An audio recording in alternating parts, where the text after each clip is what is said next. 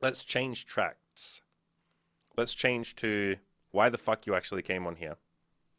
We can't. There was a different agenda you coming on here. I mean, I wanted to talk about sex and all that. And we'll get back to that. So everybody, calm the fuck down. We're going to talk about more sex in a bit. But you came on here because I did a 365 project last year. I was doing one podcast every single day for a year. I've finished it since. It was amazing. I learned a lot. All that kind of shit. But early on, I threw down the gauntlet. Right? I think it was on like day 5 or some shit. And I was like, Day 6, I believe. yeah. So I was like, I don't want to be lonely. All you guys got to do this with me. I'm going to guilt trip all of you into this. I'm going to do an entire podcast on why you need to do some sort of like project where you do something every single day. And you said, you reached out to me by email and you're like, hey, I've started this. Can I come on your podcast and talk about it? And I did the thing that I do to everyone where I'm like, come back in 6 months if you're still doing this and we can talk. Because you have no idea how many people will start something and go, Andy, I've just started this. Can we talk about it? And then it's like a month later, they're not doing it. Or they'll join the forums and go, I'm going to change my fucking life. And then a week later, they run into the first hurdle and they're like, I can't fucking deal with this. And you're like, don't leave. Like, at least stay and work through it. But they're like, I'm going to leave. So you were one of the few people. I'll give credit where credit's due. There's a few people that finished the project, but you're one of the very few that said, like, can I come on the podcast and talk about it? And I'm like, yeah, in 6 months. And then here you are still going. What project are you doing? What day are you on? Why did you start it? A million questions, but let's just start with that. Why did you start? What are you doing? What day are you on? The big reason I started is because you threw down the gauntlet and said someone else should start this with me because it's a good way to get good at things. And yeah, honestly, that was it right there of like, I've got plenty of things that I would like to be good at and plenty of things that I'm not good at, not because of lack of time, not because of lack of motivation, but because of lack of me fucking doing anything, which is the big reason a lot of people aren't good at a lot of things is because they don't fucking do anything. Yeah. I have been the beginner for enough things to know that everyone feels like shit at the beginning.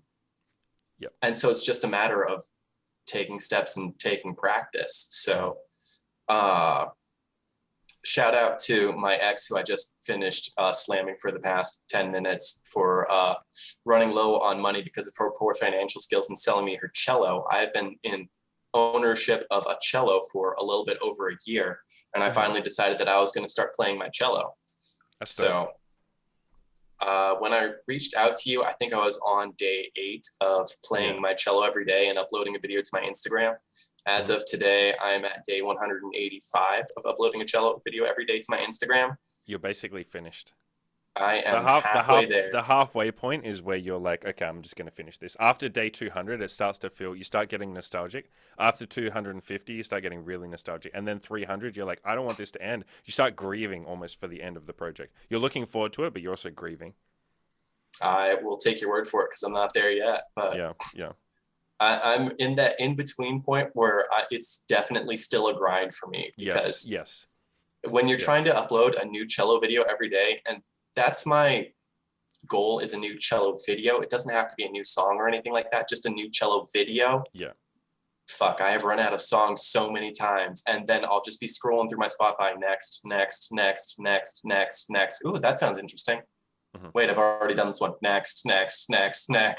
You could do a revisiting though. You could show how you're better at the original song now.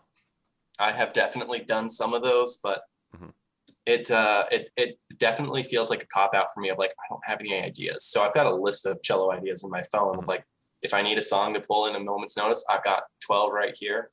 Right now it's December, so I'm going through all the Christmas jingles that I can. Oh, fuck, yep. God, I hate the Christmas jingles just because they're overplayed. Me too, but that's why I'm only doing them in the month of December. Yeah. You know, doing that cop-out thing that all the grocery stores and all the like Target stores and stuff do where it's like November. Congratulations, it's October 1st. Yeah. Get ready for Christmas. Jingle Bell Rock. Yeah. Ignore Halloween. No, because they wait till Halloween. They mix Halloween and Christmas in at the same time. And then as soon as Halloween's done, they're like, let's fucking go crazy with Christmas. To be fair, there are no any Halloween songs other than Spooky Scary Skeletons. Yeah, but they got all the freaking like Halloween paraphernalia everywhere. Oh, yeah, absolutely. Fucking get that fucking 14-foot tall Home Depot giant skeleton. Yep. Carrying a big pumpkin that you got to carve yourself. Fuck that. How come this is a side tangent. How come no pumpkins are carved for me? The fuck is that? Why am I doing it? It's like self-serve checkouts. Why do I have to fucking do it? Next Halloween, I will carve you a pumpkin, Andy. Thank you, but how are you It's going to just get going it to be to a me? giant penis. It's not a pumpkin. No, I'm going to carve a penis into the pumpkin. Okay. Thank you. I appreciate that. With a face on it as well. Absolutely. I appreciate that. I'll Okay, mail it so to FedEx. It'll be mushy by the time it gets yeah, there. it's going to go just fucking traumatized. So project 365 project, doing something every single day. Challenges. Have you had days where you were just like, I don't want to fucking do this today? Yes. Yeah. November. That's not a day, that's a month. That's 30 fucking days. That's correct. No, it's definitely been there has been some brutal days. Like you have days where you're inspired and you're like, okay, hell yes, I'm gonna ride this. I'm gonna get fucking 3 things done today. And then I'm there's gonna do days where you're just 100 like, cellos. I'm gonna fucking make love to that cello. I don't give a shit. and then there's days where you're like, Why is Why this the fuck cello did I in think an this- abusive relationship with me? why the fuck did I think this was a good idea? Yeah, I had days like that with the podcast. It's like I did a podcast especially called "I Don't Want to Fucking Be Here." It was literally called "I Don't Want to Fucking Be Here Today," and I was Yep. like, "I don't want to fucking do this shitty podcast." It was literally I 10 listened minutes to of that me one saying, "I don't want last to do this." week. Yeah, it's like I don't want to fucking do this dumb podcast. What a shit idea this was. Like, who the fuck does a podcast every day? Who the fuck plays a cello every day? Fuck that. You're an idiot. No, people It who was a want to be good joke. at the It was cello. a prank. When I threw that gauntlet down, it was a prank. I wasn't actually serious. Like, Well, it got me on the podcast, so I'm the real winner now. I'm So the how winner did winner now. so here's the don't fucking ever so I wish I had a video He's gonna edit editor. that out. So no, I wish I edit my own videos and I'm lazy, so I'm not gonna go edit that out. But if when I have an editor, I'm gonna say, editor, can you just scrap the whole fucking podcast? Just put a fucking black thing over your entire screen and I'm just talking. We'll put like a fucking picture of a penis carved pumpkin, and that can be you. We'll put it on your head like moving. Anyway, so Sounds back- good. back to the fucking topic at hand. Cello. Yes. How did you get through those challenges, like those shitty days, or the month of November? I said I was gonna fucking do it, so I'm gonna do it. I feel like that's the answer a lot of the time. Like that's part of the beauty of a 365 and committing to doing something every day. It's like you almost feel like it's a higher thing than you. It's like I have to do this thing. It's bigger than me. I'm going to put aside my earthly complaints and just shut the fuck up and do this like 365 project. Because at the end of it, I'll have something greater than myself. It's like you're building the pyramids or something, but there's just like less slaves and you kill less of them. Like It's been abusive is a good word for it. Let's be honest. There's Yeah, it definitely feels like been that. quite a few days where it's just like it is fucking 11:55 at night, and I've got 5 minutes to figure out what the hell I'm gonna play and post it. So I'm going back to day 15. What did I post then? And that was before I decided that putting the song title in the first line of my video was a good life choice. So I don't know. Oh, okay. I can play that song again. Plus, playing it again is much easier than playing it for the first time because I don't need to figure it out at this point. I just need to listen to it and then hit play, you know? So there's definitely been some days of like, this is as low effort as possible. sure, But yeah, it gets it done. it's still those days- committing to something. You still those move days- forward. I'm okay with because it's still something. Yeah. There have been other Yeah. days where it's like, it's 11:40 in the morning and I've got the day off. So all I really have to do today, or all I really have that I want to do today is record a cello video and go to the gym. But I do not want to record a cello video and I do not want to go to the gym. So it's time to start. Yeah, And those are the really rough days of like, yeah, I will spend an hour or two playing a song and then deciding, no, I don't want to play that one. That one's too difficult for me right now. I'm going to scrap Yeah. that and go for something else. So yeah. Or you half record a podcast and go, I'm not feeling it. Like early on, that happened to me a lot. I'd start recording and just get halfway through and just be like, this is shit. Like I'm just gonna stop. And then you go ahead and you do a second one. You're like, this is also bad. And then you just do a third one where you're like, I tried to record 2 podcasts today and I fucking suck and everything sucks and this is all miserable. And here's why that's a good thing. Thank God for 365 projects. I love you all. Like, goodbye. You sort of try and switch it into a good thing. I feel like that's easier with a podcast though, because I can do like a meta podcast where I talk about the fact that I don't want to do this podcast today. Whereas with a chat, you can't play a song about how you don't want to play a song that day. You have to still play a fucking song. I have to play something. It doesn't necessarily Yeah. have to be a song, but there have definitely been days where I'm like, okay, this is me doing some scale practice. You just like hit the fucking strings with your fucking fingers. You're like, fuck this, and make some like horror music. Yeah, you just go full bass player and slap the cello. I believe that that's a crime. Like, that's like, you gotta respect the cello. It's one of those instruments you gotta respect. You can slap the bass, you can fucking smash your guitar. You gotta be nice to the cello. Same with the violin. You gotta be nice to that. They're just classy instruments. That's why I wanted to learn how to play one. Make me Yeah. look more classy. Yeah. Put that as your first Tinder profile, your first Tinder photo, your only Tinder photo. And you're Could just really getting get like myself a picture. 7,000. Yeah, you're getting 7,000 matches from that immediately. Girls are just like, oh my God, like, is that a fucking cello? Someone's like, that's a really big violin. Wow, I want to sleep with you. It's like, you unmatch that, obviously, unmatch those kind of people. But I've got yeah. pole dancing photos for my Tinder profile. Dude, that's sick. My girlfriend does pole dancing. She's like started taking it up like a while ago. Oh, it is so much fun. 10 of 10 Yeah. would recommend. Yeah. Do you have one at home? Like, that's the next move, is to get one that you can install at home. 100%. Like, I would love to just be like, ta-da, but I don't have one over there. I've got a There's massage that table fan, instead. that fucking fan. There's a fan and there's a massage table.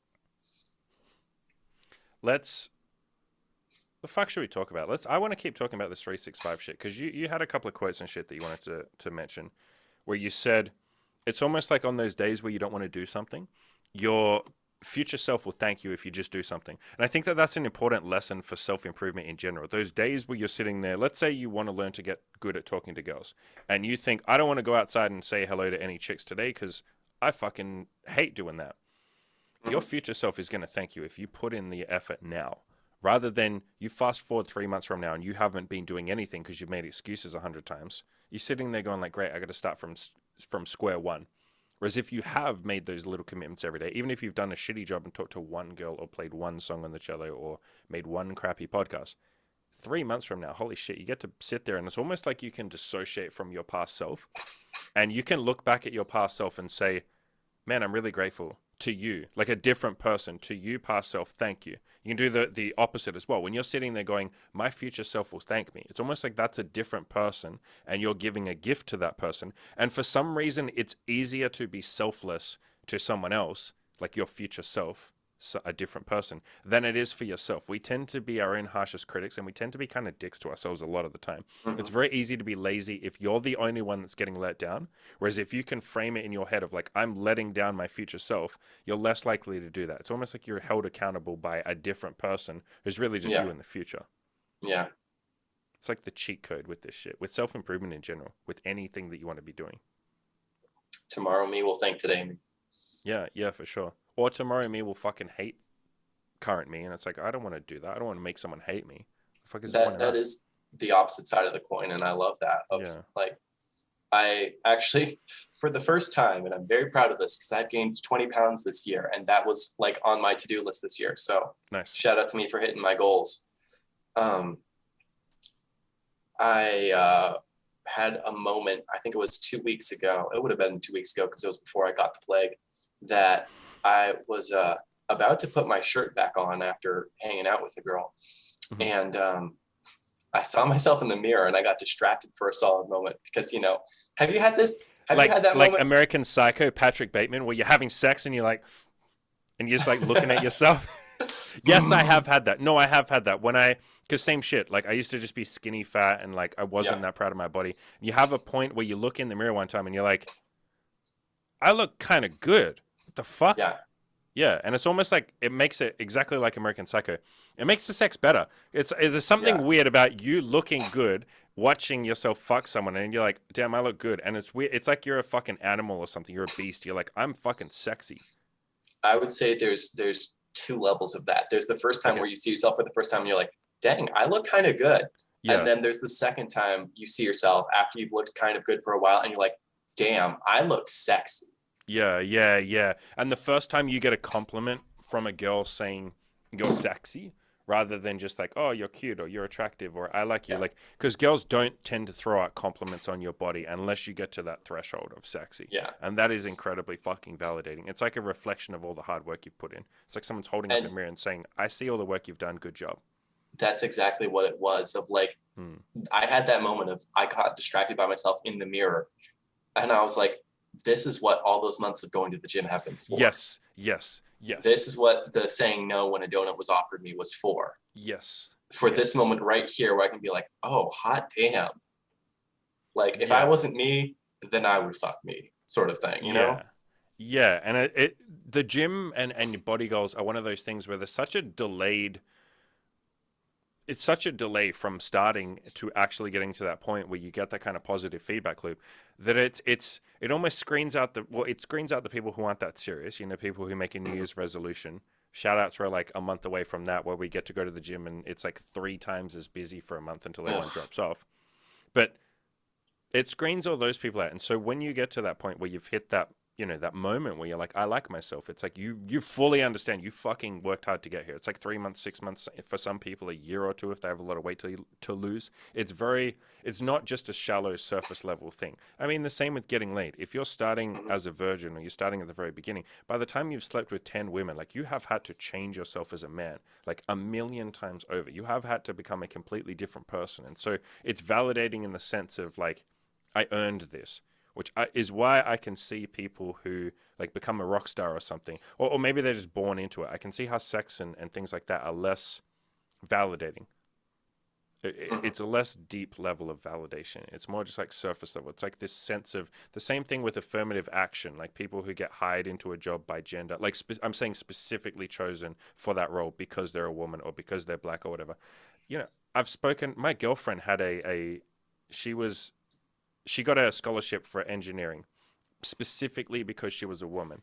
And she said she dropped out after like 6 months, and she said, I feel like I don't deserve this. I didn't earn this. This was just given to me. And I feel like I look in the mirror and I can't look in the mirror because it feels false. It feels like it's not me. It's not a reflection of having earned this. So I think with the gym, when you get to that point, you know you fucking earned that.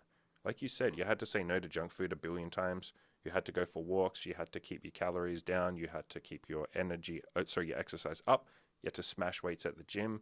There were days you didn't want to and you went anyway. That is exactly how you are going to feel at the end of the 365 project. So it's not even that it's some life changing thing. It's more like I stuck to something for a year. I have become the kind of person who can stick to something for a year. Who knows? After that, I might stick to something for 2 years. Exactly. I'm Yeah. actually at day 380, I think, on my French Duolingo practice. So That's fucking sick. Yeah. I've had a few other people do like language stuff as well for a 365 project. That's really fucking cool. Good job. Like that's fucking impressive. that was You something I kind of did by accident, though.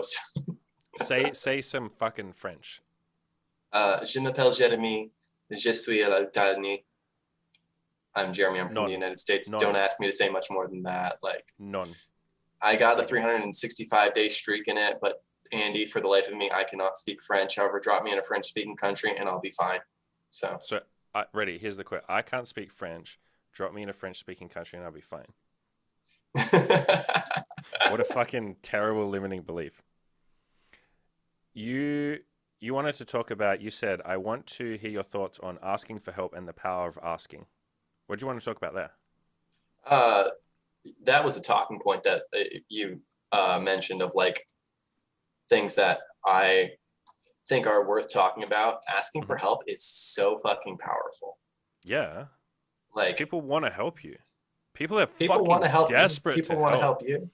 Oh Yeah. my goodness. Um, actually, I just think that asking is so beautiful, and Yeah. this is me shouting out asking as something practical that people can do Mhm. because you never realize how much help is out there until you go looking Yeah. for it.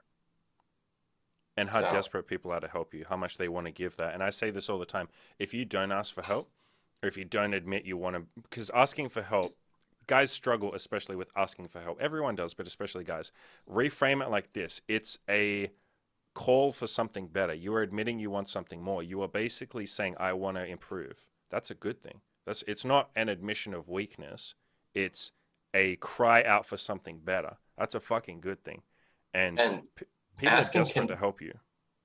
asking doesn't even necessarily have to be about, can I get help with this? Asking can be about, hey, I want to try this. Yeah. Yeah. Whether it's asking a girl on a date, like you don't know she's going to say no. Mhm. You never know until you ask. Exactly. My example of asking that I wanted to share because I fucking fell in love with asking after this is my boss's boss, I have no idea what the fuck she does. I'm not gonna lie. So I walked up to her when she was in my store one day. I'm like, hey, What do you so do? would I be able to shadow you for a day and just follow you around and see what you do? Because for the life of me, no one at this store knows what you do. I understand that you're the district manager, which makes you a big deal or something like that. But like, I don't understand why we have district managers. Would I be able to follow you for a day? And her response is, yeah, I'll talk with your boss about getting some time scheduled so you can shadow me for a day. So I guess one of my coworkers says, Jeremy, you behave like a straight white man. I'm like, why? Because I'm curious in not hating my management and upper management, because I want to not have a non-stressful workplace. Mm-hmm. Have you thought that maybe you're just bad at corporate politics? And projecting. And projecting. I like that idea of it being. So what I would say there is like, I would call that trying. I feel like that's the same, two different phrases explaining the same concept. You're saying just ask shit. I'd say just fucking try. It's like dip your toe in the water, give things a go. Ask her out on a date. Ask your manager if you can follow them around. Ask for assistance at the gym. Ask your bros if they want to go to the gym with you because you're too nervous to go by yourself. Just say, ask a bunch of people. So let's say you have no friends. You move to a new city. Maybe you have one friend. Say to them, hey, are there any barbecues or catch-ups or anything like that I can come to? Like asking, trying, putting in effort, actually giving things a go, whatever you want to define it as. It's the same concept here. I fucking love that. Let's talk about your next thing that you wanted to talk about, holding others to a higher standard. And you said you've entered a leadership role, right? So this ties in nicely to what you just said about your boss. And you want to talk about that thought a little more of like what holding others to a higher standard looks like. I wrote a shit ton of notes on this. This is a topic I really give a shit about. So I was a manager at a grocery store for a couple of years, and then I worked at like a Target, and I was a manager there as well. So this is like, I through the process of just like figuring this shit out, I worked with some great fucking people and figured like a lot of this kind of shit out. The first thing I would say, wait, have you started the role first? Yes. Okay. The first thing, I feel like you're going to already know this. You lead by example. You lead from the front. You show them what good standards look like. You get in there and demonstrate the traits that you expect them to have, like showing initiative, and then you encourage them to do it too. Or you show patience, and then you expect or encourage them to be patient with customers and clients as well. Like it's got to come from you. You have to be the one to lead this shit. I feel like you already know that. Yeah, but I'm definitely making a note of it anyways. The next thing I would say is directly mentor them. Tell them what you expect. I mean, it sounds like you're an honest person. So like literally tell them, I expect this, or we're going to do this. These are the standards. And always frame everything from a we rather than a you. So like, all right, guys, here's the standards we're all going to hold ourselves to. Here's what we're going to do. You want to talk like you're a team? Like we're going to do this rather than I, your boss, Jeremy, want you to do this. Because that's just like a you versus me mindset. Now they're like, well, why the fuck am I doing what the boss wants? As opposed to like, we're all on this mission together. I think further in there is like focusing on, you're obviously someone that cares about self-improvement.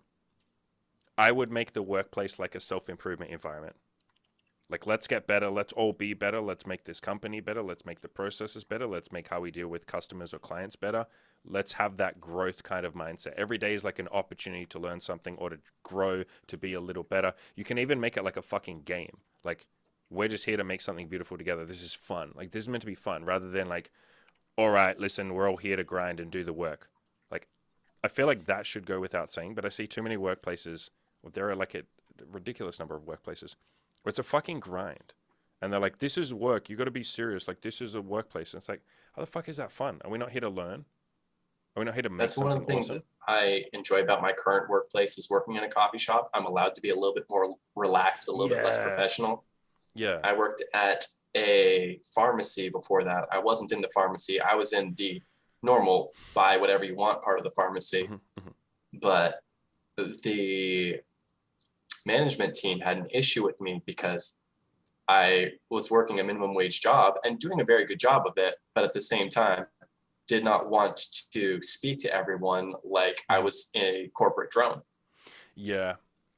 So that's Hey, how you something doing? Was frowned upon. I'm like, okay then. Like, if you don't want me to say, attention people, we're closing in a British accent, then maybe don't give me the power to say, attention people, we're closing. That's like something. Okay, so there you go. That's your own thing that you've picked up. Don't be a fucking corporate drone. And people fucking hate that, by the way. I don't know where this idea comes from in corporate America. Corporate America is the worst for it. But I don't get where this idea comes from that they're like, we can't be people. We have to be robots. It's like literally none of your customers want that. Why are you doing that? Well, because it's like what we have to do. Because someone in HR said to do it. And it's like, stop listening to HR. Stop listening to the boardroom meetings. Fucking listen to the customers saying, I actually like it when the person says, hey, what's up? Like, how you going? Like, that's way nicer than, hello, sir, how are you today? Welcome to our store. What can I help you with, sir? Can I be of assistance? I got in trouble 2 times at that store. One of them was, hey, Jeremy, can you speak to our customers less and ring them faster? Well, I can speak to them less, but I cannot ring them faster. Just I'm going to be miserable while I do it. So yeah. There's that. And that worked for about 2 weeks, and then I was speaking to customers again. And then the other time I got in trouble for misgendering a coworker, but they wouldn't tell me who I was misgendering, so I couldn't fix the problem. You just have to say them or they to everyone. My solution was to quit and start working at a different place where I can just be like, hey, what are your pronouns? How gay are you? That's a question I like to ask my coworkers. My pronouns are bitch and cunt. My pronouns are sir or your majesty. I like that. I like that. My pronouns are it/that. You got to call me that. And I am just gay enough to make people ask questions. Do you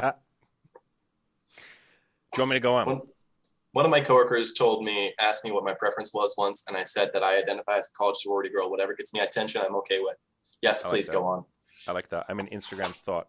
I identify as an Instagram thought. I respect Instagram thoughts. That's actually a decent hustle. No shit. That's actually like, I have friends who fucking hate like OnlyFans girls and shit. I'm like, wow, it's like a pretty good hustle. Dude, make pretty good fucking money from that shit. There was fucking a race car driver who had to quit doing racing because of COVID or something like that. And so she made an OnlyFans. And I think she started off making like $1 million in her first day or something like that. That's fucking dope, dude. Did you hear about that? No. Okay. That's pretty fucking crazy. I'll see if and I can half the send you a time you link don't to it even have after. to show that hole. You just have to fucking like tease around it a little bit. Yeah. Imagine being like, you know that chick Belle Delphine during COVID, like pandemic and shit. Like everyone's at home jerking off, like drinking her bathwater, pouring it on their genitals or whatever. Like she's got to be raking in that money. I respect that hustle. I feel like she's given too much now. You know she's done porn now. Like she's on Pornhub and shit. I think yeah. She's like there's a picture of her getting cummed on and shit. And for all of my loyal viewers, I appreciate what you guys are going to say. I watched it before I quit porn, right? This was like 3 months ago I saw that. So thank you. Anyway, shall we carry on? Yes, please. So you were saying about making the job a self-improvement environment. Every day is an opportunity to grow. And how can you make it a game? That's it fun. You left off. What I mean? Make it fun. Yeah. Make it fucking fun. Like reward people. Praise the kind of shit you'd do as a dom in the bedroom. Just pretend that you're doing that. So just be like, good girl, good job. Like pat them on the head. Just be like, who's a good little girl. We're gonna start doing head pats. I'll let you know how long it takes before I get an HR complaint. I know, right? But like seriously though, like it blows my mind how many workplaces don't praise the employees, and they're just sitting there waiting for the first time someone makes a mistake with something. I feel like you're already gonna know this, but like. Because of what you said before, people fuck up. Like people are human, but they'll just be sitting there like creeping from the background, going, I want you to make a mistake, fuck something up, please. And then you get one thing wrong, and they just come over. Oh well, actually, okay. So here's my clipboard. It looks like you haven't followed Rule 4, Section 3, Subsection D. It says that all employees must insert arbitrary fucking statement here that literally means nothing, but I just made it up in corporate fucking. Speak world. Now make sure you do that going forwards. And you're like, so do I get no acknowledgement of the 500 things I just did correctly? And you're not even going to acknowledge the fact that this thing I just fucked up now, I've done correctly for the last 300 days. Like almost you could just give me a pass on that. And that was something that I always tried really hard to do when I was like a manager. I would really, really, really, if someone made a mistake, I would do the sandwich technique. So you walk in and you say, Mhm. I really love the way you've been, I don't know, fucking stacking the shelves with yogurt today. You've just killed it with that yogurt section. Good fucking job. When you stacked these here, I noticed that you didn't check the dates on these salami fucking things and they're out of date. Can you please make sure you check that? And here's what you do. Whenever you're criticizing, it's not even a criticism. Whenever you're giving feedback to someone and telling them what they could have done better, explain why. Never fucking just say, you did this wrong, this is bad. Explain why it's important. Say, it's really important that we check the salami. Again, always using the word we rather than you need to check the salami. It's always important that we check the dates because what we don't want is a customer to buy it, go home, get sick. Like you know, you wouldn't want to get sick. So it's super important that we always get on top of that because we want this place to be awesome. We want customers to come here and have a great experience. We want them to think that we're the best goddamn store in the entire universe. So if you could do that. And again, like I said, like you've killed it today. Everything else you've done has been really good. This is the one thing we got to fix. And then that person's like, awesome, thank you. I really appreciate the compliments you just gave me. And I am going to try really fucking hard and fix the salami issue or whatever the fucking issue is. Like I have salami on the brain for some reason. Maybe there's some closeted gay thoughts there. But, you sandwich Let's it be between... honest, salami is delicious. Salami is fucking... Oh my God, I'm a slut for salami. You sandwich it in those, like that compliment and then the thing you want them to do better or the thing you're working towards, again, self-improvement mindset, and then end with like, again, just to reiterate, you're doing a great job. Because most of the time, people aren't fucking everything up. If someone is fucking everything up, they wouldn't be working for you. People make like a little mistake here, a little mistake there. And there's, throughout a day, throughout an 8-hour shift, there's almost like, let's say 1,000 things they could get wrong. If they make And they one get or two 3. mistakes, I know, right? And then you don't want to come charging in there and be like, so those 997 things you got correct, ignore them. Fuck you for those 3 things you got wrong, you piece of shit. Like, what the fuck are you doing to my company? It's also it comes from this weird, like, arrogant place where you're saying that you never make mistakes. Yeah, And no. so here's another thing you can do. And I would do this a lot. I would state whenever I made a mistake. I would teach them like a learning experience. I would literally come over to them and be like, okay, so I did this wrong, and I would show them, or I would tell them, I'd be like, I could have done this way better. So this is, I'm telling you because like, even I fucked some stuff up. So if you ever get this same situation, do it different to what I did. Like, here's how we do it again, blah, blah, blah, blah, blah. Another thing you can do is when they make a mistake, don't just sit there. Let's say they spill something on the floor. Don't just hand them the mop and say, go fix that. What I like to do is I will get the fucking mop, maybe I'll get 2 mops, and I will start cleaning it with them and say, okay, so we're going to clean this together. Like, just be careful in future. It shows like a willingness to get in there. Again, like I said from the start, leading from the front lines rather than you need to fix this. You can never make mistakes. I'm just going to be the boss that sits back and makes everyone else be my fucking pleb and do everything. That's like the worst fucking shit you can ever do. Thanks for that. What does holding people accountable look like in your business now that you're a coach? You're saying like my coach, my clients, holding them accountable? Yeah. It's got to come from a place of love first and foremost. Like there is that acceptance. I'm guessing you're saying like if they didn't do some homework I gave them or something, or if they were having a lazy week. Sure. So I always look for solutions, not problems. I will never just say like, why did you fuck that up? Because often they don't know. And it's very accusatory. And what do people do when they're accused? They get defensive. And now they are less likely to tell you the reason why they did that, or why they were lazy, or why they didn't do the homework, or why they got something wrong, or why they didn't leave the house and just sat at home playing porn or watching porn. If I say, why'd you do that? They'll clam up. And they'll throw some excuses at me that sound good, but they won't tell me the heart of the reason because they're in a defensive mode. They won't tell me, well, Andy, it's because I secretly don't actually think that I can change my life. And I think that maybe you made a mistake deciding to work with me. And I think that I've wasted all my money paying it to you. And I'm secretly afraid that I'll always be a loser. They're not going to say that because they're in a defensive mode. And so what you want to do right from the start is come from this place of like already accepting them. And so saying like, okay, let's look for a solution here. Like, tell me what happened this week rather than why didn't you do the homework I said? Or, let's figure out what went on here. Let's brainstorm a bunch of different stuff and figure out why you didn't get the homework done. Like, were you tired? Was it this? Was it that? You give them the benefit of the doubt, like right off the bat. Same thing applies like in a workplace. Give them like, rather than saying, why did you fuck up that customer's order? You go like, okay, like what happened? Are you like tired? Do you feel like you didn't get enough breaks today? Is it that you're working too long, like without breaks? Are you just too busy at the coffee machine? Is there something I could do to jump in and help? Were you just kind of having a brain fart? Do you maybe want to meditate before you start work? Like meditate for 10 minutes and get some shit out of your head. Is there anything that's going on at home that's maybe distracting you? Like, do you want a day off? Do you want to work a later shift? Like, you start looking for fucking solutions, because there's always solutions to this shit. But if you say to someone, you fucked this up, fix it, the person is like, well, fuck, like, how am I supposed to know what the solution is? I don't even know what the problem is. Because half the time, we're too focused, we're too zoomed in on our own lives that we can't actually tell why we do a lot of things. And it's almost like you need an outside voice or an outside perspective to brainstorm for you and come up with reasons why you did that mistake, or why you were lazy, or why you didn't do the homework that I gave you. That's why you never want to just put it on the person and say, it's up to you to fix this. It's up to you to know why you did this and never do it again. You're just kind of leaving them in that helpless state.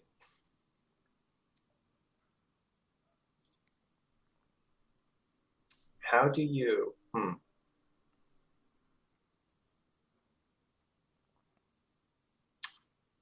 Is that, let me try this question one more time. Mm-hmm. There is a idea that in leadership that we are developing people to be better than ourselves, so that we're developing people to be fully functioning even when we're not around. Correct. Yes. So how does the outside voice being helpful in finding solutions balance against, I want you to be able to do this outside voice and find solutions even if I'm not here? So you always teach them the process. And like one thing that I do, especially in my coaching, I never just give the fucking solution.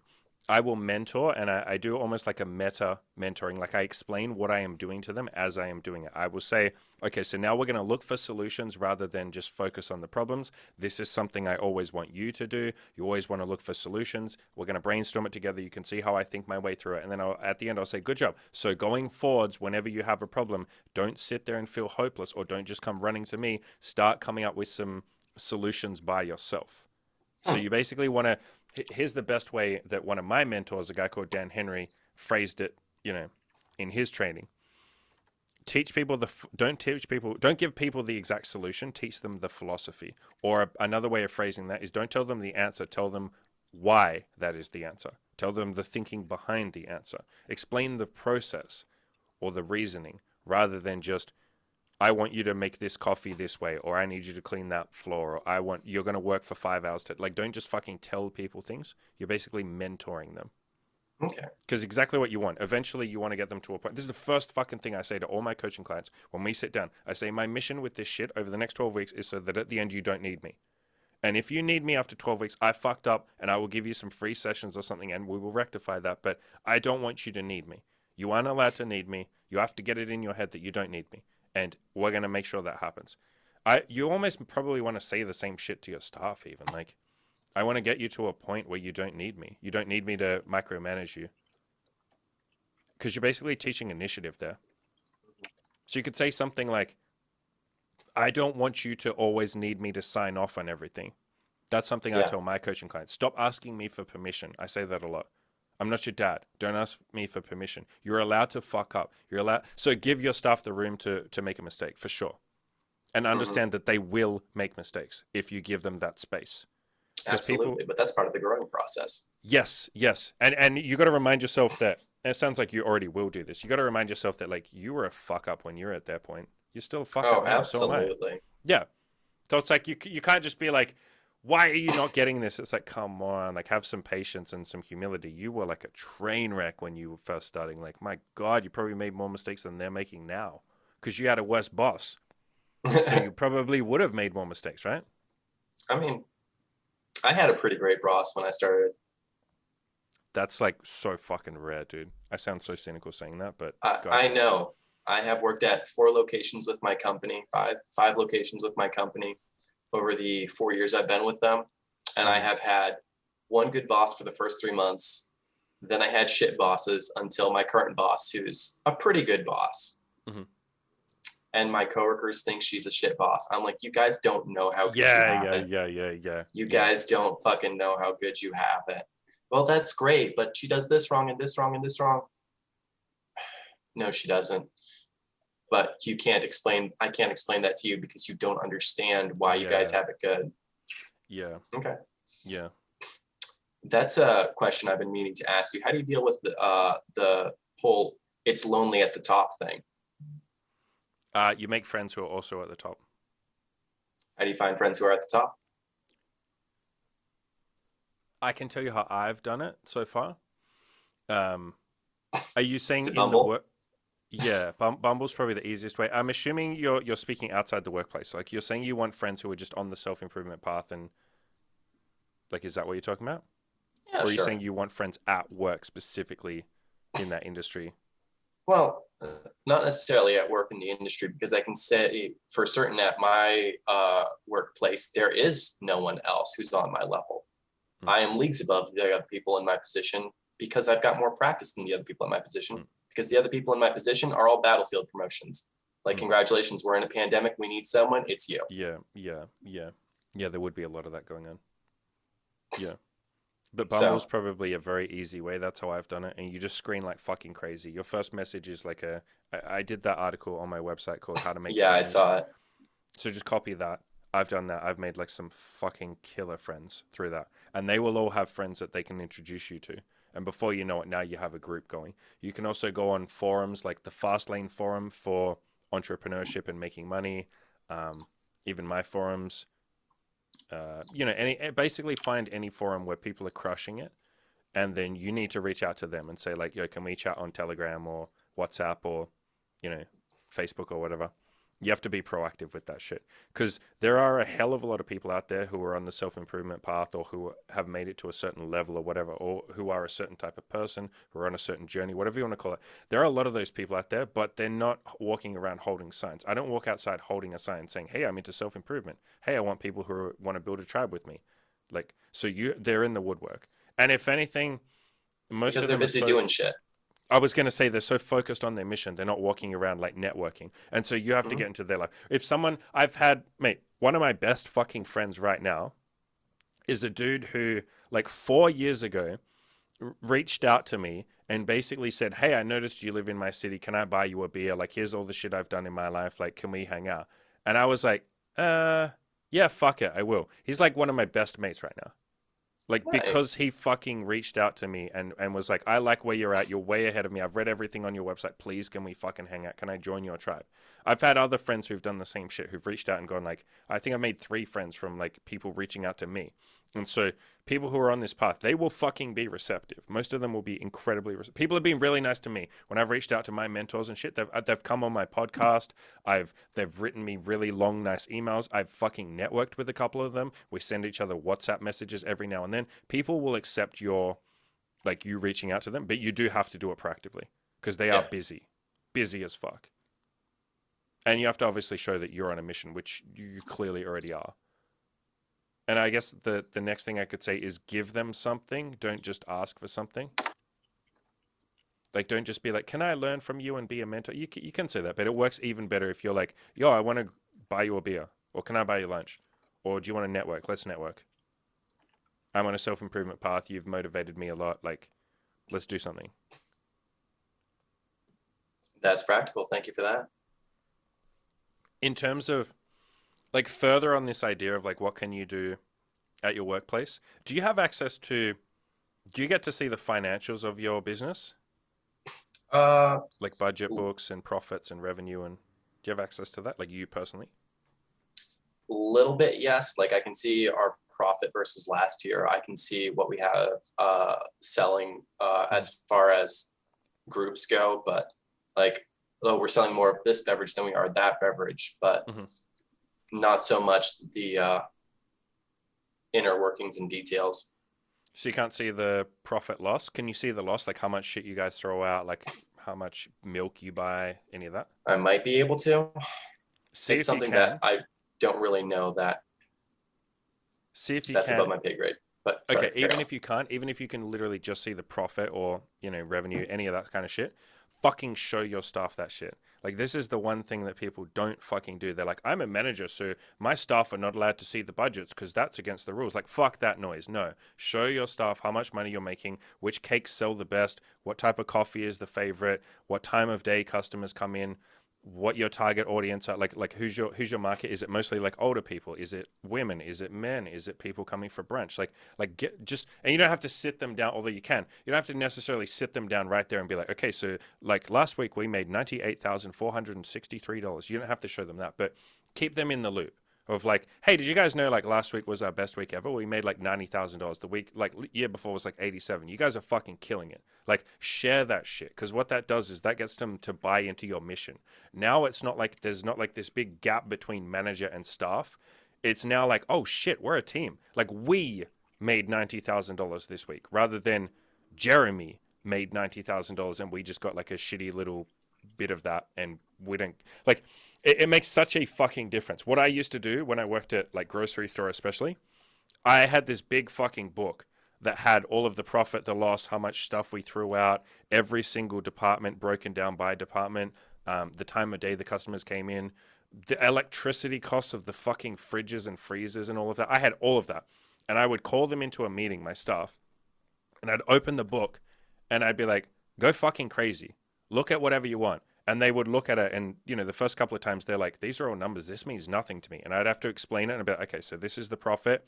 We take this away. This is revenue. This is, loss. This is blah, blah, blah. This is electricity. This is your staff costs. You see how much you guys cost. It's this much. And they're like, oh, wow, is staff the most amount that we, and I'd be like, yeah, staff is like 75% of the cost of running a business. And they're like, oh, wow, I never knew that.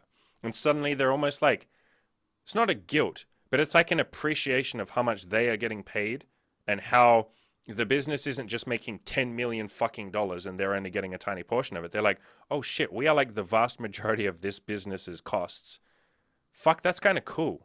Like, that's kind of nice. And you would explain, like, this is our best week ever. I would tell them every week, okay, we're going for like $50,000 this week. Here's my ideas of how we're going to do it. And because you're now literally getting them on the team and they're in there with you, they'll start coming up with weird fucking ideas. They will try harder to please customers. They will try and upsell customers, like without you even saying anything. They'll just be like, and would you like a muffin to go with that coffee? And some of the customers will be like, yeah, fuck it, sure, that sounds good. Yeah, I'll have a muffin, thank you. Like, because they're now bought into the mission and they're like, man, it would be so cool if we could say we hit $100,000 this week. Like, that'd just be cool. And obviously, if you do hit those missions, or even if you get really close, like, fucking celebrate that with them. Be like, you guys fucking crushed it this week. Now it's like a self-improvement mission. Yeah. But you see how that makes it a game? It's a fucking game. It's just numbers on a page and we get to see how high those numbers can go. That's fun as fuck. Rather than the way that most companies operate is where they just like crack that whip and they're like, I've worked at places where they just say like, you need to ask every single customer to upsell. Make sure you, and it feels so fucking robotic. I have no reason to do it. Why am I, well, you need to say this sentence to every single customer. It's like, I don't want to say that robotic sentence to every customer. It's not organic. I don't want to do it. You're making me do it. And as soon as you turn your back, I'm not going to do it. I'll do it when you walk past. And then when you leave, I won't. Because why would I? I absolutely can confirm when my manager told me, hey, try upselling shots of espressos. I did not care to do that. When I was sitting in the drive-through, and I was bored and I was like, would you like to add a shot of espresso because it's Tuesday and no other reason? That was funny. So that's what I mean. That I enjoy, You gamify this shit. You gamify it. You can have even a fun fucking competition. You can say, all right, yesterday Sarah sold 33 extra espresso shots. David only sold like 24. Here's what we're going to do, guys. David, I want you to try and match Sarah. Sarah, I want you to fucking kill what you did yesterday. Go even further so David's like playing catch up. And now it's like this fun, and obviously like keep it a friendly competition. Don't be like, David, you suck shit. Like, I'm just going to fire you because you're a fucking piece of trash. Don't say that. But gamify it. Make it a competition. Make it fun. You can even give them a combined total to work towards. Like, anything you can do to make this a fun thing. Because at workplace, this is the thing that lots of employees do. They see, or lots of employers do, they see it as this, like I said, this dead, like corporate fucking gross, clinical, cold environment. It's like, this is fun. We're here for 8 or 9 hours a day. Why don't we make this fun? Why the fuck is this suffering? Like, this isn't that serious. I'm sorry that I know a lot of companies think, my company is so important. Walmart is the most important thing in the entire world. And it's like, I'm sorry, you're just not that special. Let's make this a fun game rather than like, we have to all, follow the corporate policy. It's like, fuck your corporate policy. Just have fun. At the end of the day, we all just want to have a good time. We're all just here to get laid, get paid, make friends, sit on the beach. There was some person who said life is too serious to Oscar be taken Wilde, serious. motherfucker. That is my life quote. That is my life quote. I've said that. That is my life fucking quote. Then Life why is don't too you say it? important a thing to be taken seriously. Because I butchered it. Thank you so much. Yeah. No, that is the best fucking quote for life. It really is. Like, we get so high off the smell of our own farts sometimes, and like, I'm so good at this. I'm working so hard. Look at me suffering. Look at me doing that. And it's like, bro, come on, you're gonna die one day. Like, grow the fuck up. Like, nothing, none of this really matters that much. It does matter, We're all and it gonna doesn't. die. Yeah, We're all gonna die. yeah. I know. So some of my clients listening will fucking love that we went to this. So for the last like 4 weeks, every time someone's brought up a problem, I've basically said, why do you have such a fear of death? And they're like, what the fuck are you talking about, fear of death? And then I will like go on this long tangent, and I'll eventually bring it back to how they have a fear of death. And that's why they're asking me this question, because they secretly want me to be God and give them all the answers and tell me everything that is going to be okay. And the actual answer is like, I'm sorry, I can't give you any guarantee. You know, you are going to die one day. And then they're like, okay, that weirdly makes me feel better that you told me I'm going to die. Like, thank you. We're all gonna die. Sorry, Jeff Bezos. At some point, you are going to die. No. So the beautiful people. So here's the thing: beautiful people don't die. Oh, well, in that case, So I'm fine. Jeff Bezos might die, but Elon Musk is not going to die. Elon Musk is not gonna die. No, he's going to go to the moon and live like with the spaceship people forever, right? Yes. Joe Rogan is not going to die. You can't tell He's me going Joe to Rogan's gonna die. return.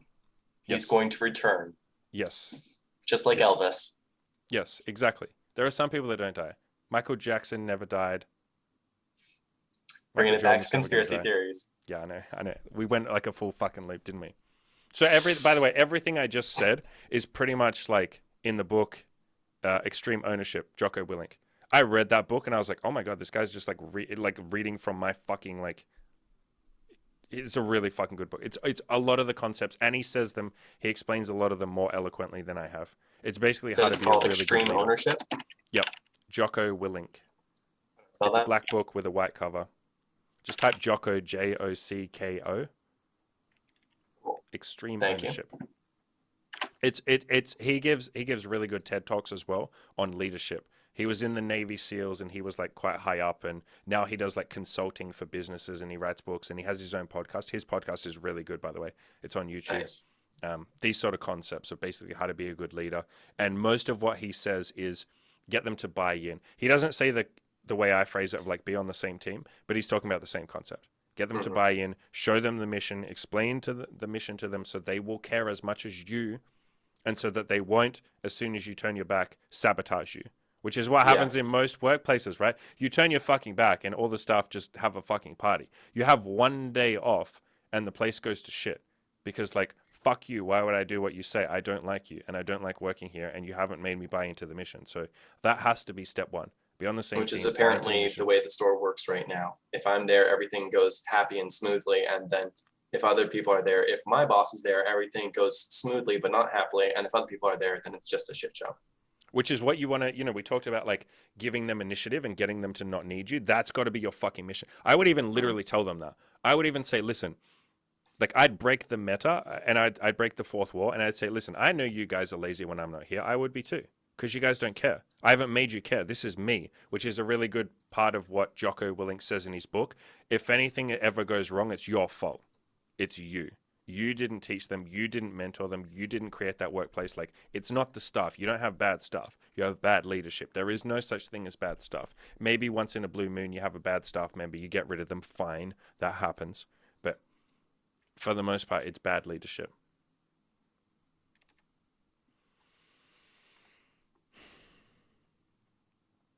Do you want to talk about the next topic? Yes. My coach always does that. Whenever I say thank you to him, he literally puts the hands together and does that shit. I like that shit. So, I mean, we talked about doing things before you're ready. But you went on to ask me, like, when did you start coaching? How were you ready? No, I wasn't ready. Why would I be ready? Like, fuck no. Why did you start coaching? It's a better question. So I talked about this in a podcast that I did. I'll link it in the description below for everyone else. It's called How I Was Nagged into Becoming an Entrepreneur. And so I won't tell the full story, but basically I was nagged into it. So Love that for you.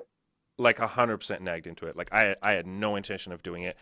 I thought it was the worst thing that I would ever do in my entire life. I was like, I'm not that arrogant. Turns out I am that fucking arrogant. But I was like, I can't tell other people what to do. I can't help people. I'm not God. I don't have the answers. I have too many doubts and insecurities. I'm not ready. But people nagged me into it and said, you are ready. I thought, fuck it. I'll do what you're nagging me. I'll try. I helped a few people. It kind of built up. So it wasn't an intentional thing. It was certainly not part of the plan. And it came from a place of, I just want to help people because people have helped me so fucking much that it would be a crime for me not to give back. Probably the same reason you came on this podcast, to talk about all this shit. Because it's like, I have a lot I'm grateful for. I've been blessed by the world, by the universe, whatever you want to call it. And I feel like I owe it to the universe to give that back. It would be fucking weird to not give that back. It'd be some like high level evil crime shit if I didn't give something back. But no, I wasn't ready. I don't think you ever feel ready to do something before you do it. I don't think you ever are ready to do something before you do it. I don't think you can be. Maybe there are moments of like, okay, I've been training my whole life for this sort of thing. Yeah. But then Like game day, you're like, oh my God, I'm having a fucking mental breakdown.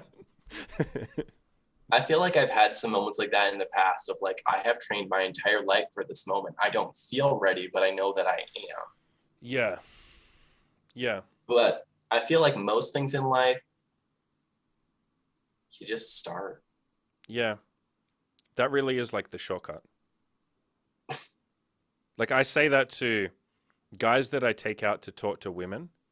Mm-hmm. What do you think the first question they ask me when I say, that girl's really cute, go and say hi? What do you think the first fucking question they say to me is? What do I say to her?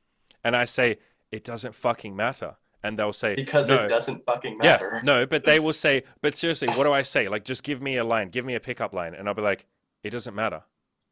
Hi, but I'm cute. not ready. My name is. Yes, hello. There you go. That's your fucking line. They will say, yeah, but if I don't have a line, I don't know what to say. And I'll say, like, it doesn't. I said this to one of my clients recently. He said, this was the best thing you ever told me. I said to you, what do I say? You said, it doesn't matter. You're going to fuck it up anyway. Now go and do it. And he was like, okay, I'm going to fuck it up anyway. That's okay. I'm going to go and do it. And yeah, he did fuck it up. He was nervous. Like, he's never done it before. He wasn't ready. And I don't think that you sit there and wait till you're ready, because you will be waiting forever. I wasn't ready to start coaching. I wasn't ready to do this podcast. I definitely wasn't ready to go on camera. I was fucking terrified to do that shit. I wasn't ready to be in a relationship with Imogen, my girlfriend. Fuck no. Really wasn't ready for that. I wasn't ready to start talking to girls. I wasn't ready to charge what I charge for my coaching. I wasn't ready to take LSD, even though I'd read books for like 3 years on LSD. I wasn't ready to have a threesome. Like, I don't think you're supposed to be ready. I don't even think that's a concept that, like, again, as we said, no one can ever be ready, because it's different when you step out on the field.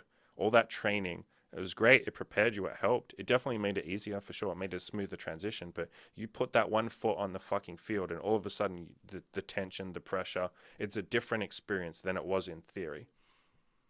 Mm-hmm. Putting your boots on the ground is always different. Leadership. You can read a million different books. We can talk about all this. You're already in a leadership position. I know that. But for anyone else listening who's starting, day one, new job, I just got a promotion.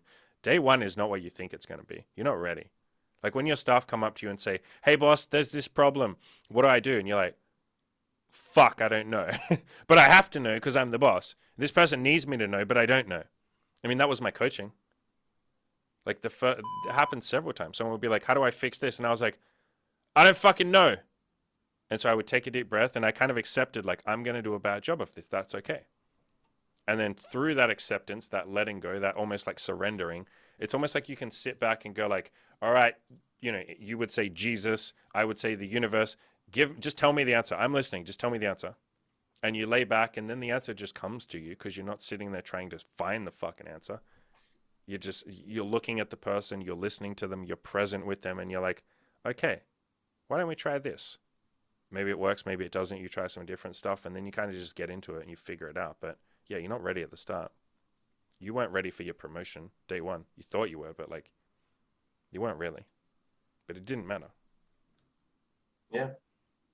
You weren't ready to lose your virginity. Definitely wasn't. But it didn't matter. Didn't matter. Yeah. You weren't ready for that relationship. You weren't ready to end that relationship. You weren't ready to get back. You weren't ready to be a father if it was going to go down that way. I mean, my parents, that was probably the best thing my parents ever fucking said to me. They have at home, in my parents' home, there's a bookshelf with like 50 books on parenting.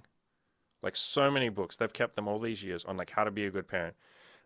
And my mother said, you know, we've read all this stuff, but the day you came out and you were crying in my arms, like I realized, oh shit, we're not ready. And like, but like too late now, this baby is crying and needs your attention.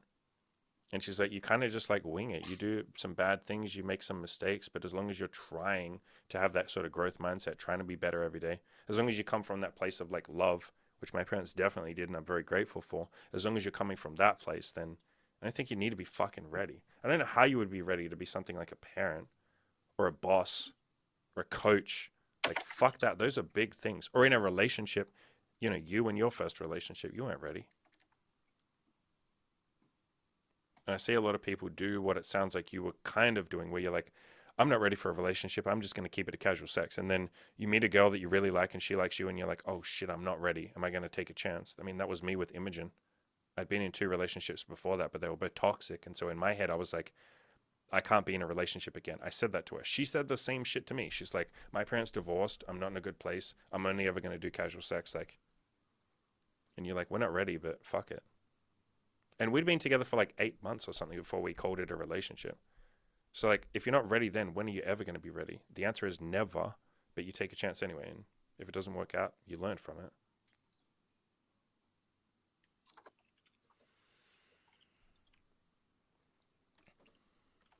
You don't need to be ready. Take a chance anyway. Yeah, I mean, fuck it. What else are you going to do? Sit there and keep wasting time? Regret, that's what you're going to do. Yeah. Yeah, fuck yeah, I've been there. I'm sure you have. Yeah. You never regret diving in. You cringe regret at the shots you don't take. Yeah, exactly. You miss it. You cringe that you miss it. Of course you do. But you're not like, oh, I wish I hadn't tried. I wish I'd sat on the sidelines for another 6 months. Like, fuck no. And because that 6 months that you sat on the sidelines, you were just procrastinating. Whereas the 6 months in the job, or the 6 months on the field, or the 6 months of being a coach or whatever, the 6 months of being in a relationship, you learn so quickly. You progress like 1,000 times quicker than any book ever could have taught you. Like, if you're sitting there, let's use the LSD example, and I'm not advocating for or against LSD. Do your own research, all that shit, blah, blah, blah. YouTube, don't fucking cancel me. But I read 2 or 3 years worth of books on LSD to try and get ready for it. You take that fucking tab of LSD, you take that hit, 2 hours into it, it's kicking your ass. It's like, sorry, bitch, I don't care if you're ready or not. And you have that moment of like, where you're trying to still hang on and you're like, I'm not ready for this. I'm not ready. It's like a roller coaster about to drop off. And you're like, I'm not ready. I'm not ready. And it's like, it doesn't matter. We're going anyway. And you just go down that fucking roller coaster. And then through that, a couple of hours later, you're like, you hit this point of acceptance where you're like, I'm not ready for this, but maybe if I stop fighting it, it'll be okay. If I just let go and surrender to this and let it happen, it'll be okay. And that happens with pretty much any goal or any new endeavor. I was going to say, that sounds like a good analogy for life right there. Yeah. I'm not ready for this, but maybe if I just let it happen, it'll be okay. Yeah. I mean, people do sit on the sidelines fighting it forever, don't they? Like scared to go outside and talk to girls, scared to lose weight, scared to go to the gym, scared to pay a counselor, scared to blah, blah, blah, blah, blah, scared to make friends, scared to start a new hobby, scared to ask for help, scared to admit they're depressed, scared to solve the depression. There's a bunch of shit. Scared to try something new. Yeah. Yeah. Scared to have sex. And the girl that we're going to get on the podcast in the next, couple of weeks or whatever, that was her. She was scared to have sex. And then when she has it, exactly like you, oh, that's not a big deal, is it? Like, no. But you could have sat until you were ready, and that would have been forever. You never would have been ready. She said that, like, when we had sex, she's like, I wasn't ready, but this was nice. Like, why would you be ready? You're not going to be ready. You're never going to be ready for something you've never done. Yeah. To do things you've never done, you're going to have to do things you've never done. Plain and simple. Exactly. I think we should finish up there. I think that's a good point to end on. We have a couple more things to talk about, but I'll talk to you about them off camera. I think we just end this there. I think that's a nice ending point. All right. Well, thank you so much for having me. No, thank you for coming on. Is there anything you want to shout out? Shout out the Kill Your Inner Loser show. If you're feeling You can't really shout out audacious, me. You then can't you should shout me. 100% binge all 365 days because I will neither confirm nor deny doing it. Go do a 365-day project. There's a guy on my forums right now. I appreciate that, by the way. That's kind of you to say. There's a guy in my forums who's watching every single episode one a day, and that's like, he hasn't done it as a 365 project, but yeah. Would you like people to? Do you want people to go and check out your Instagram, or would you rather keep that personal and private? Sure, why not? Okay. Feel free to follow my Instagram. It's going to be at King Jeremy of Narnia. I like that. I like it too. King Jeremy of Narnia. I'll link that in the description below. I appreciate you coming on. This was a hell of a lot of fun. This was really fucking fun. You and I stay on. We'll keep talking after this. But All right. Thank you for coming on. I'm grateful. Thank you so much for having me. It's been a pleasure. I caught the plague, so I've been quarantining for the past 5 days, and I have absolutely nothing to do. So you got that COVID thing. I got that COVID thing. What are you doing here then? What am I doing dead, here? Right? Like, what the fuck are you doing? Oh no, I got the like vaccine, so basically I'm immortal now. My phone connection has never been stronger. Yeah, you got because you're transmitting them like 5G shit things right now. 100%. Right? You got the little nanobox like in your dick or something, right? Dude, I would love to have nanobots in my dick. I don't know what that would be so me, sweet, dude. Imagine they go to town and they fucking like they get in her pussy and they massage her clit for you. Oh man, I can't wait. Basically, I'm going to have cyborg babies at this point. Let's fucking go. That's fucking sick, dude. And they'll drive your car for you. Yeah, I can't wait for all this like creepy technology that's coming. Everybody's like scared of it and shit. They're like, oh, 5G, they're in your dick hole. You know, Mark Zuckerberg is like jerking off over you in the metaverse. 100%. Bring it on. I'm going to drive my car with my penis. No, you won't drive it. Like it'll be driverless. Like you don't even need to either. You're sitting at home in the You're sitting at home, plugged into the fucking computer through the USB. It'll be what, like USB D by that point. Hey D, it'll be your D plugged into the fucking USB port. Just gonna shove it right in there. Yeah, and Zuckerberg is driving your car for you. You don't even drive the car. He's using the 5G or the 6G technology, like transmitted through the moon landing that never happened. What does he need a car for? I don't know, to spy on you. What the fuck am I supposed to know? But why does he need my car for? Because he wants all the cars to spy on you, right? Because he's a lizard person. Okay. Right? Well, what's wrong with being a lizard person? Well, I don't know. It's the Jews, right? I'm trying to bring I'm trying to bring every single conspiracy ever. Like you forgot the Illuminati. Yeah, we forgot that moon landing. Deep state. What the fuck is going on with like Roswell and fucking MK Ultra, all that kind of shit? The CIA have UFOs. Government mind control. Yep. UFOs. Yeah. Anyway, let's talk about all that good shit. Let's talk about sex.